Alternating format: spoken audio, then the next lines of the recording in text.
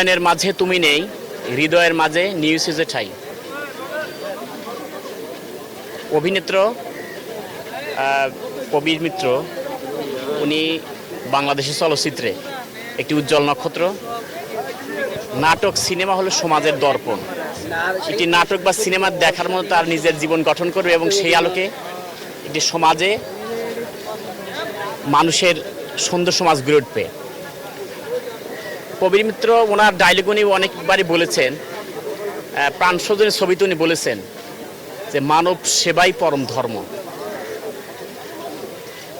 মানুষকে ভালোবাসার মাধ্যমেই রবের সান্নিধ্য পাওয়া যায়। আজকে দীর্ঘদিন এই পৃথিবীতে তার যতদিন আল্লাহ তাকে হায়াত দিয়েছিলেন তিনি তার জীবন কর্ম পরিচালনা করছেন। তার অভিনয় জগতে তার নিজের ভেতরের সেই আকাঙ্ক্ষাটা ফুটে উঠেছে। আমরা দেখেছি প্রাণ স্বজনের ছবিতে এবং অসংখ্য বাংলাদেশ তথা কলকাতা চলচ্চিত্র জগতে তার অসামান্য অবদান জাতি স্মরণ করবে। এবং আমি মনে করি কবির মিত্র উনি তার জীবনে সমস্ত ছবির মাধ্যমে সমাজের একটি মেসেজ দিয়েছেন। উনি ওনার ডায়লগের অনেকটাই ছবিতে ছিল যে মানব সেবাই পরম ধর্ম। মানুষকে সেবার মাধ্যমেই সব কিছু জয় করতে হবে। সিনেমার মাধ্যমে উনি খুবই পরিচিতি লাভ করেছেন। শুধু বাংলা নয়, ওপার বাংলা ভারতেরও অনেক সিনেমায় তিনি অভিনয় করেছিলেন।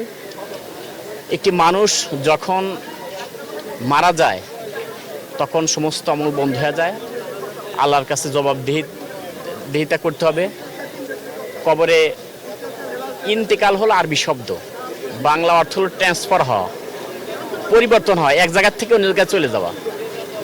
এরপরে যখন কবরে যাওয়া হয় তখন তাকে বলা হবে তোমার রবকে, তোমার দিন কি। তার এই দুনিয়ার জিন্দেগিতে সে যে সমস্ত কাজ করেছে প্রত্যেকটা কাজের আল্লাহর কাছে এর হিসাব দিতে হবে।